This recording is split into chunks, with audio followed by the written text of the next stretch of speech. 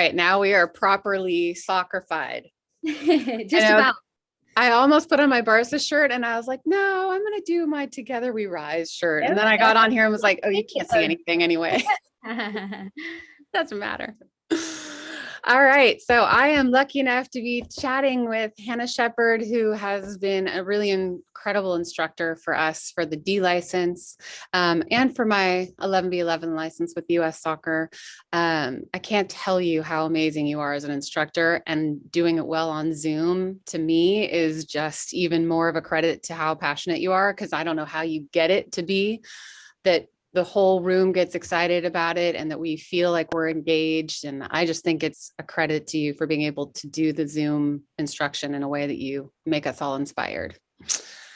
I appreciate that. It certainly helps to have learners like you on there where you're passionate about your own growth. That certainly helps create an environment for growth when people are passionate about their own growth, you know. So I appreciate your level of growth and your level of input into your own learning cycle and to the D license as well. Yeah, thanks. It's interesting. Soccer really is one of those things where it's like a rabbit hole, right? I mean, you start learning about it and it just becomes this puzzle that you want to figure out, but it kind of doesn't end. I mean, at least maybe it ends for you somewhere, but I don't have anywhere near the amount of understanding that I know I someday will. It never ends, Brie. You're always learning. I'm always trying to put myself in a learning mindset, always trying to learn about the game. I still find myself spending thousands of dollars on additional education to fulfill myself with more knowledge, but it never ends, especially with the way soccer is now. It's forever evolving. There's different philosophies, there's different styles of play, and it almost, if you don't keep up with it, you fall behind. So you never stop learning, and you never stop finding out new things about this beautiful game of soccer. Yeah, that makes a lot of sense. And I actually want to keep going with that, except for I want to introduce you. So put that thought on hold for a sec. Am I right that you were playing at Reading? And is it Reading or Reading? Because I'm American and don't know. So sorry. Yeah, it's spelt reading. It's not spelt the California Reading. It said the same, spelt differently. So it's spelt reading. They actually compete within the Women's Premier League. So I did start off my career with Reading Football Club. The way the system works in UK is we have academy systems. So they're called Centre of Excellence. So I was involved in the Girls Centre of Excellence at Reading FC, which is actually my hometown, from the age of 7 right through the age of 18, 19, 20, going through to the Women's League. So the way it progresses is you progress from like U7 to U10, U11, U12. You progress through the pathway, and that was a big learning cycle for me in regards to everything that I learned going through those ages and stages. And then I did have the opportunity to represent the women's first team, which was a huge honor for myself to represent my not only a team that compete very highly, but also a team that happens to be my hometown. Yeah. I mean, and I can't imagine that there is a bigger honor living, from what I understand, soccer is everything to the rest of the world. And it's just such a big deal to be able to represent your city and your state not state, city and country on that level. Yeah. And then you ended up here, which you can tell me how. And you were head coach at Laguna United, and you've been a director and a staff trained director for UK Soccer and Cal South. Is that right? And then I know, if I have that right, great. Correct me if I'm wrong. And then I know you have a bunch of firsts as a female that you did with UK Soccer and US Soccer as well. Yeah, so I started coming out here whilst I was playing / going to university. I was doing a degree in business and sports management along with playing. So I came out here in the summer, and somebody said, "Hey, Hannah, would you like a job in America?" And I said, "No, I'm kind of good. I'm set up here. Like, I'm not only am I playing for Reading, I'm also working for Reading, so I have the ability to go and impact the youth of Reading FC and really put an imprint on the level and the everything I got out of being in that environment." So I was like, I don't really want to leave that. And then I said, okay, where in America? And they said California. And I said, okay, we'll go and do it for a couple of months. And what that involved was coaching summer camps for a company called UK International Soccer. So I thought, okay, this is fantastic. You can see that the love of the game is growing out here. And this was about 7 or 8 years ago. And they really have a passion and a love and enjoyment for the game. So I continued to be a summer coach for a couple of years, going back and forth, playing, going to university / college. And then I began to increase my level within the company. So then I was involved in their coaching education. So I helped create their curriculum. And then I was an assistant regional director for Orange County, which involved working within all the AYSO regions within Orange County and providing them with additional support within coaching education. So we would provide them coaches from the UK and provide like programs for their coaches to excel within that environment. I then stepped into the regional director role. And again, I was the first female within that company to do so. Also the youngest within that company to do so. So that was a big step up for myself, and something that helped me within my pathway to get better and better at what I do. So then I was with them for like 5 or 6 years.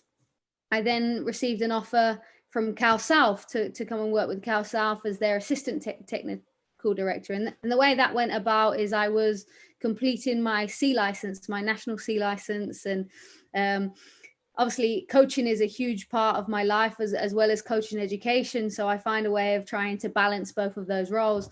And the director of Cal South was actually my instructor for the course. And he said, would you like a job at Cal South as being involved in coaching education? And like I've said to you a number of times, Brie, coaching education and developing people is a huge passion of mine. So I think it's probably a big skill asset of mine that I hold also, right? So to be involved in that environment, solely working on coaching education, was something that was the next step in my career. So I stepped into the coaching education role at Cal South, and I've been there now for almost 4 years.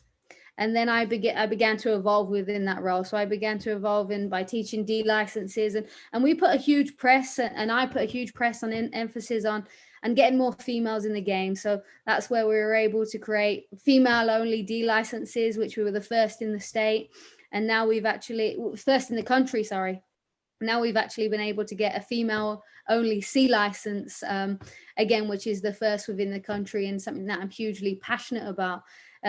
So anyway, my career continued to evolve, been able to coach, instruct D licenses, which I'm extremely proud about, and now have the ability to instruct C license as well. So whenever I'm within those environments with US Soccer, I'm one of the only women and one of the youngest there. So I feel super proud of myself being in that environment.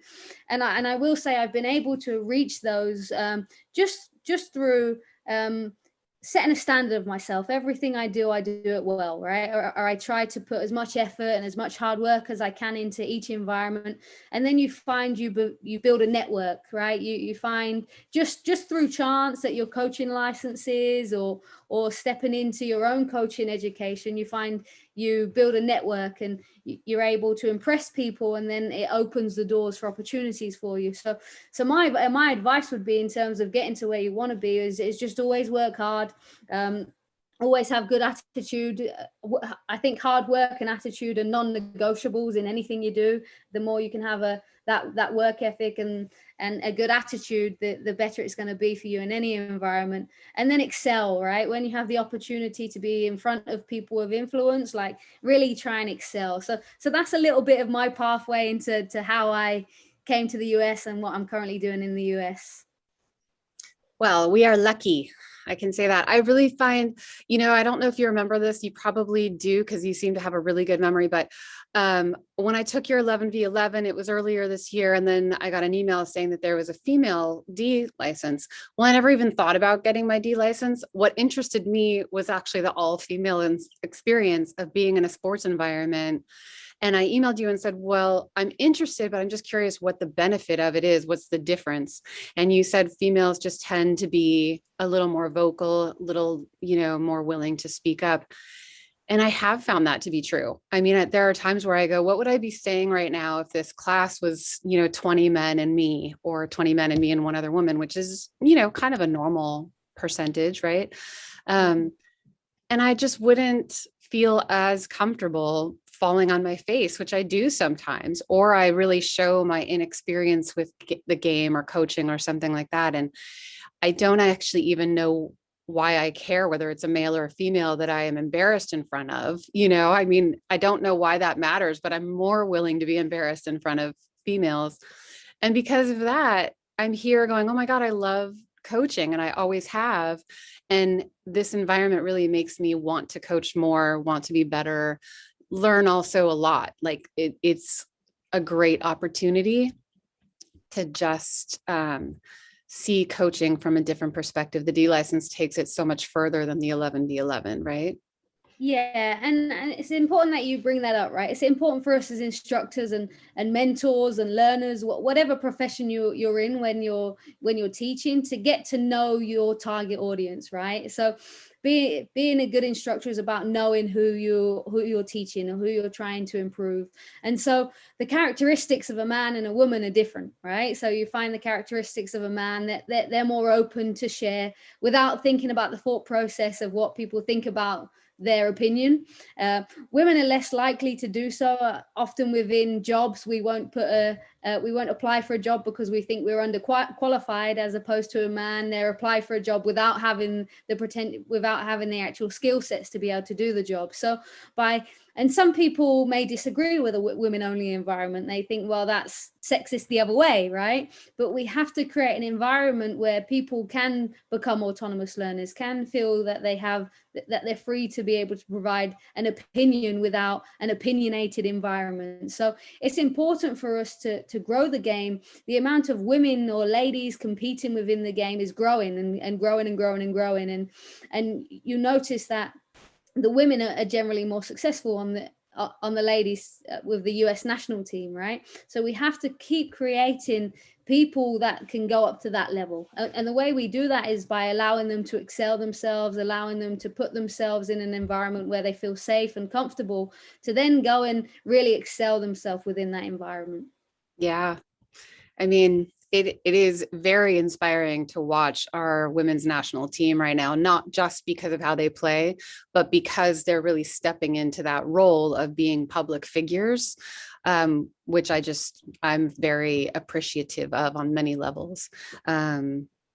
So going back to your sort of younger years, because I think a lot of people, at least in America, it seems like a lot of people want their kids to be getting scholarships through soccer and other sports, whatever sport their kid is excelling at. So how is it that you figured out, or your parents figured out, that you were destined and talented enough to be able to make it to a college and then a professional team?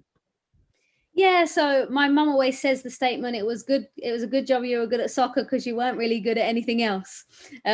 So soccer was all, like you said, in England and in other countries, soccer is the main sport, right? So soccer was part of my culture. Soccer was part of my life. I would come home from school and I would be outside playing football. We'd be putting like our trash cans down for goals. So I always had a passion for soccer growing up, and it was clear and evident to my family, right?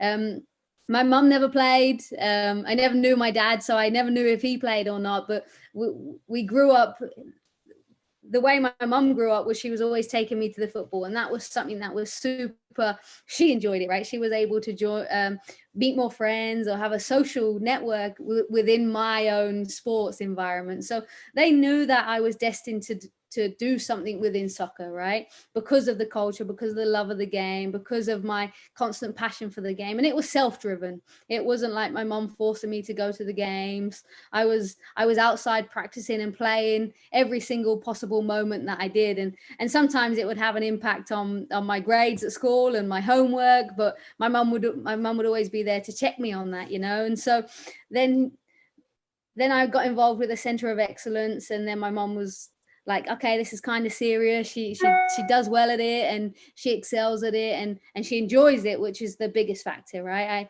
You have to enjoy something to excel at it. So we were going through, and she kept investing. We kept traveling across the country to play, and then we ended up playing again within the women's structure again, where there was more travel. And then I went.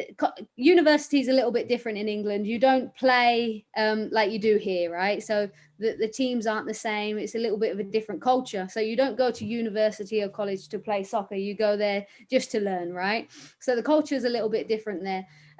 But then my family knew I was destined to work in soccer in some capacity. All right, that's cool. I love hearing stories of people not pushing their kids.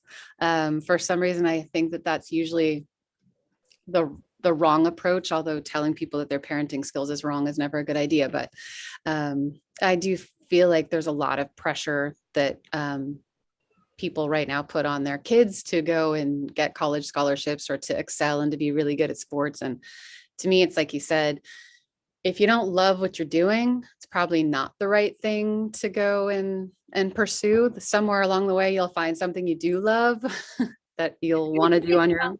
Yeah, sorry to interrupt there, Brie. And the good thing about soccer within the US is it's for everybody, right? You can play at a recreational level. AYSO do a great job of creating an environment for that. You can play at an extra level or signature level, which bridges the gap between the recreational and the competitive. Then you have the option of playing competitive, and then you have the option of playing elite competitive, right? So there is an entry point for everybody, right? Those that are super passionate, those that are in it for just the love of the game. So there is that environment for them. But like you said, the most important aspect of it is that one, they're enjoying it, and one, they're having fun. And then we also have to think about the psychology behind what sports does for youth players, right? It grows them holistically in so many ways, right? It creates leaders. It can create people that work well within a team. It can create communicators. It can create somebody that can deal with conflict, and which you think about, they can translate that into their future careers, right? If we look at the percentage of players that are going to go on and play professional, it's going to be very slim. It's going to be 1 to 2% of those players. But what we can do as coaches and educators is we can have an impact on people to say, okay, we're going to set you up now for life. You can take these skill sets, you can take these life lessons, and now you can implement them in whatever you're doing in life. And there are statistics out there that say that people that play sports are generally more successful. There's more women CEOs that played sport than of those that didn't play sport. So sport is a huge it's huge, not just through the learning and the growth of football, but also the learning and the growth of my psychology, my mindset, my culture. So that brings me to the point that I really wanted to talk with you at length about, because you had said in one of our classes that you could talk for days on the subject of, I don't think you call it social emotional, but psychosocial maybe is the word that's used in the class. But basically, I think that there's a traditional mindset that being hard on kids, or that it's encouraging to quote unquote yell at kids, or that kids won't focus if they're sort of not having like a hard ass coach. I just think that there's somewhere along the line this idea that coaches who are a little bit forceful as opposed to kind have better results. And so I think somehow that ends up being the norm, at least in my vision of coaching and what I experienced myself a little bit. But I really buy into the fact that I'm going to see if I wrote down the way I wanted to put it. Sorry, one second. Okay. The reasons, I wanted you to help me explain the reasons for creating a supportive environment so that it helps convince people that you can have a winning team while offering a supportive environment.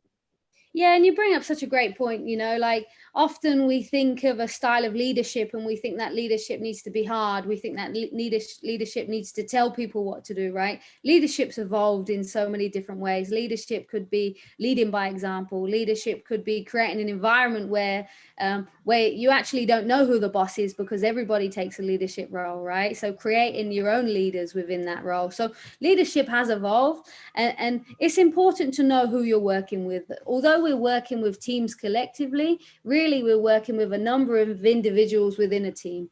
So it's important that we get to know these individuals in regards to what we need, right? So many people have different styles of learning, different styles of understanding. So we have to be able to almost help each individual player within a team environment. And first, that starts with, I'm huge on, we have to create a fun environment. It doesn't matter what level you're at, right? If the environment is not fun for them, so if you create an environment where everything has to be done because it's a task or because you've set up because it has to be done, it's going to become a challenging environment for these players. So it has to start with, number one, has to be fun. Number two, has to be supportive, right? They have to trust you. They have to be able to buy into what you're trying to teach them.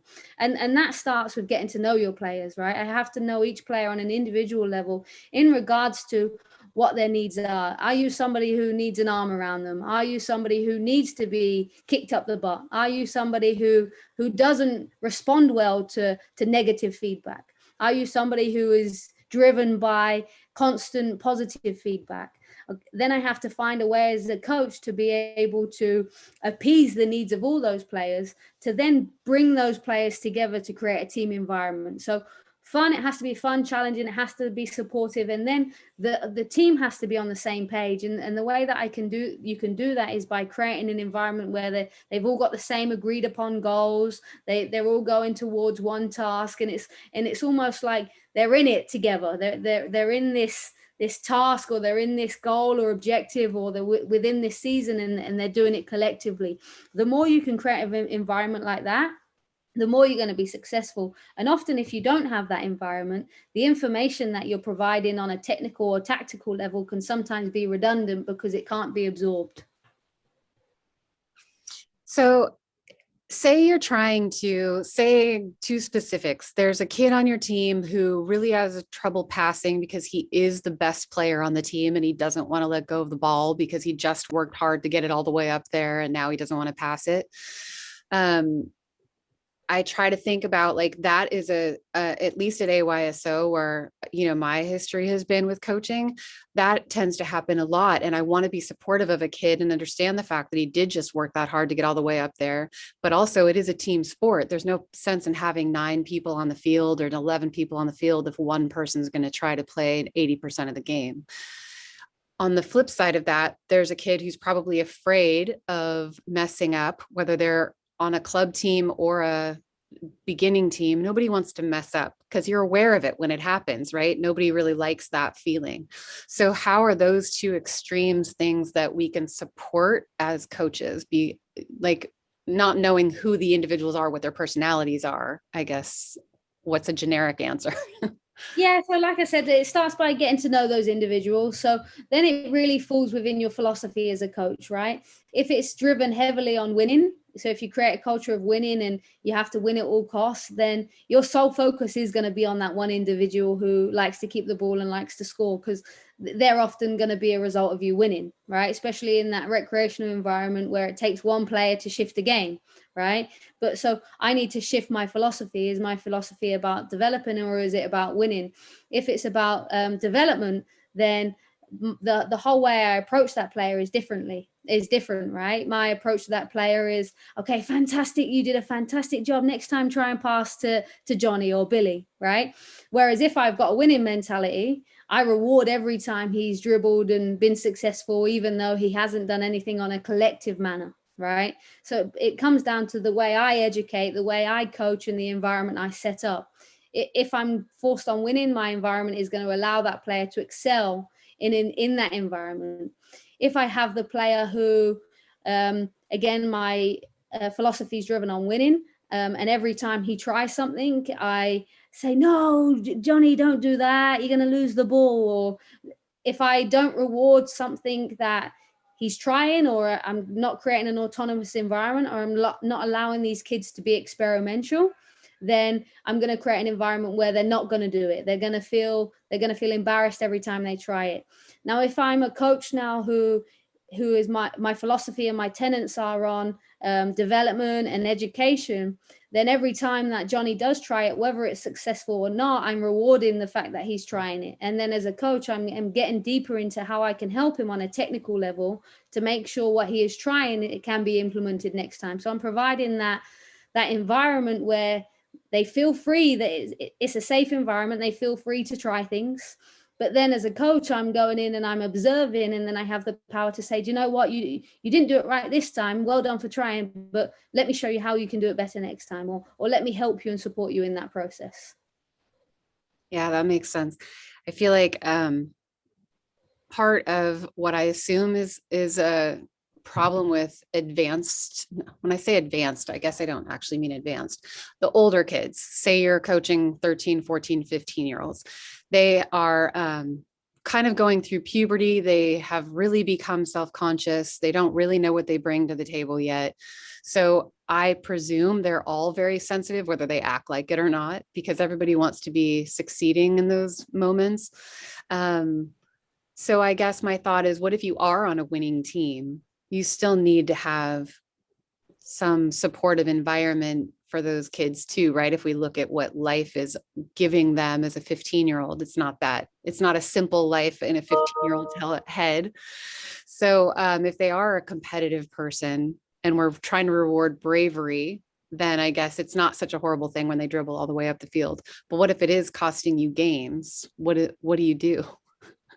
Well, there's a difference, isn't there? So we have to think about winning. So everybody wants to win, and we do what we do as a coach to win a game, right? To score more goals than the opposition, to win a game. So that's what we want. That's our end result. How we get there is important, right? We can create sustainability of winning, or we can create winning that's not sustainable. So winning that's forced through going against my style of play, winning that's against player development, right? But I can create a sustainable environment of winning, right? Where I have an agreed upon culture. The kids know exactly what they're assigned to do, right? And whether they have roles within the group. Maybe part of my culture could be that they must not leave anything on the field.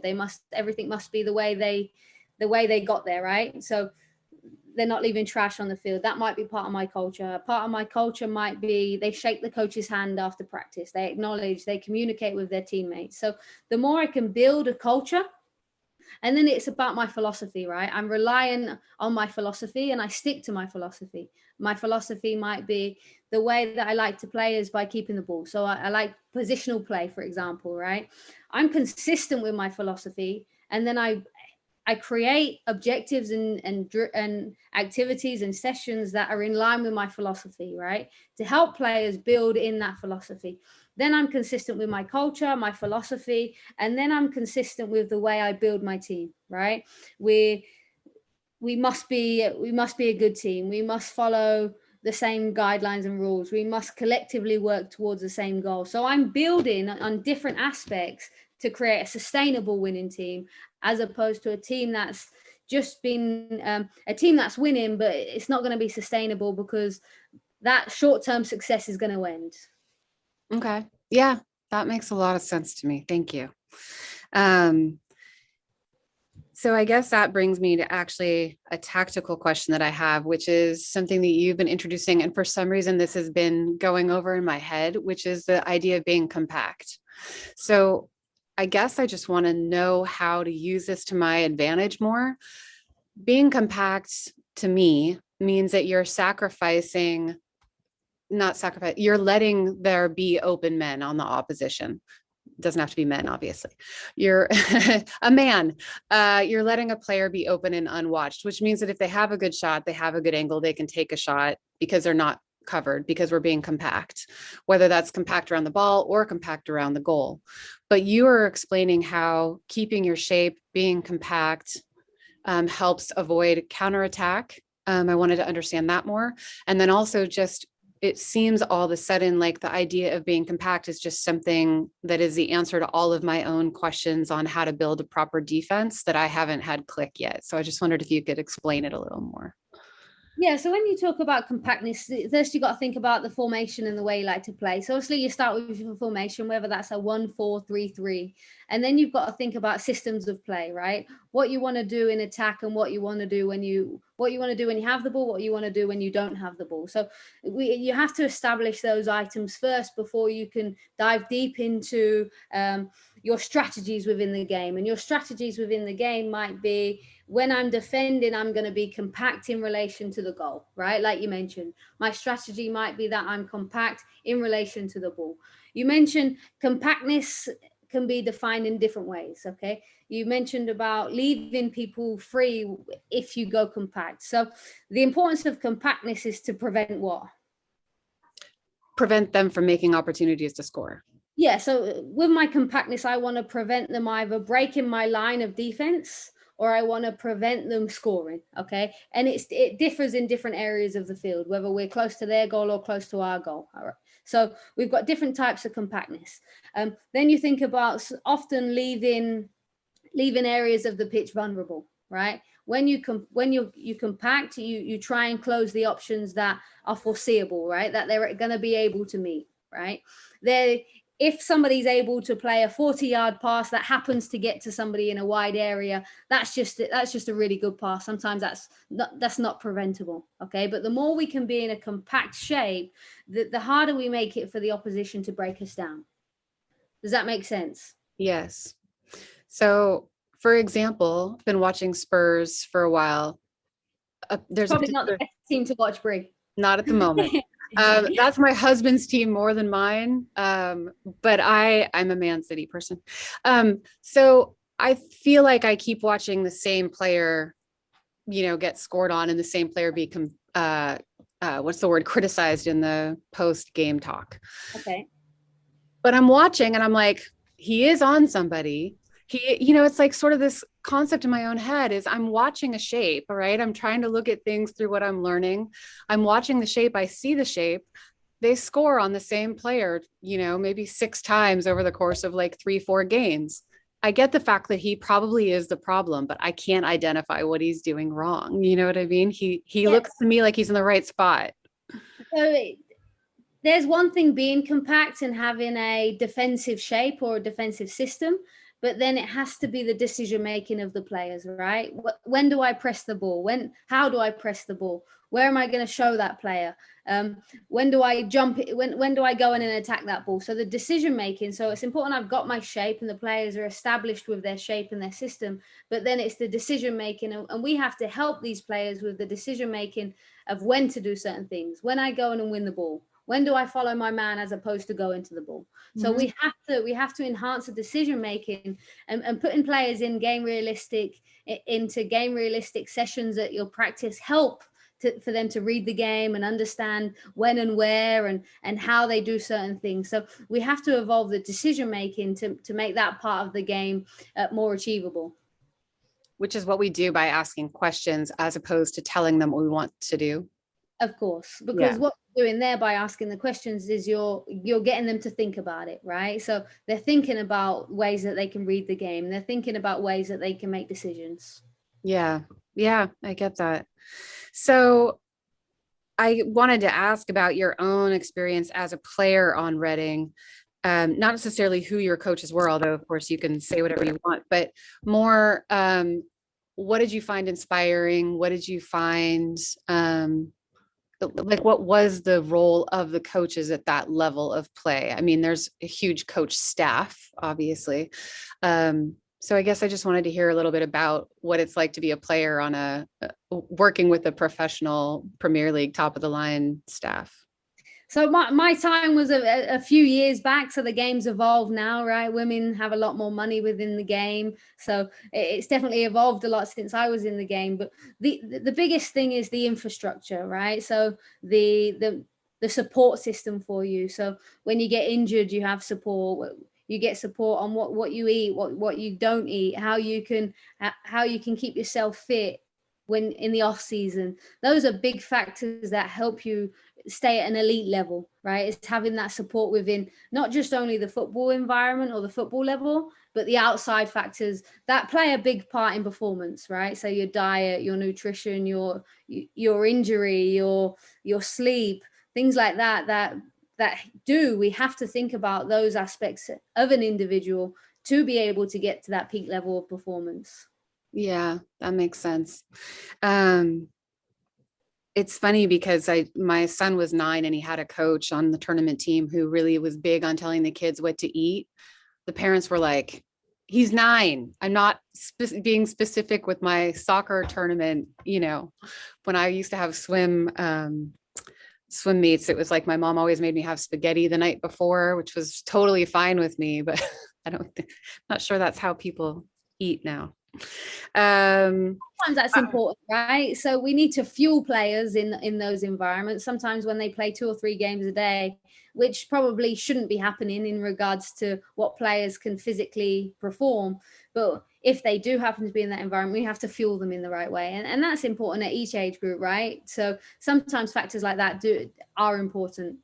yeah, absolutely. I mean, Americans in general need to, I think, give food a little more credit. Um, Comment. yeah. Okay, so I guess I would like to just hear if you have any other tips for supporting women and helping them stay engaged in the game, because there is a huge fallout of players around the age of 13-ish. I don't, a lot of people just basically say maybe it's hitting puberty, maybe it's that it isn't fun, maybe boys, it doesn't have to be boys, obviously, maybe just having romantic um, curiosities takes over. So I guess I just wanted to leave you with the last word on how to help keep females engaged. So females engage from a level of players. It's important that you create a fun environment for them, right? And the biggest things for females is they like to create little cliques within team aspects. The more we can stop those cliques, the more we can create a team environment, the more we can lead the team and lead the individuals better, the better environment that will create, which will prevent less players coming away from it because they're having a poor experience. So fun has to be a key factor, and the way we lead the team, right? And that can come down to team bonding activities, that can come down to team goal setting, that can come down to the team going away and setting their own goals and doing their own challenges just to collectively bring the team together, which will help with that fallout. And then also, so I always go back to fun, and then make sure that these players are developing, right? We have to create an environment where we set them up for success and we don't set them up for failure.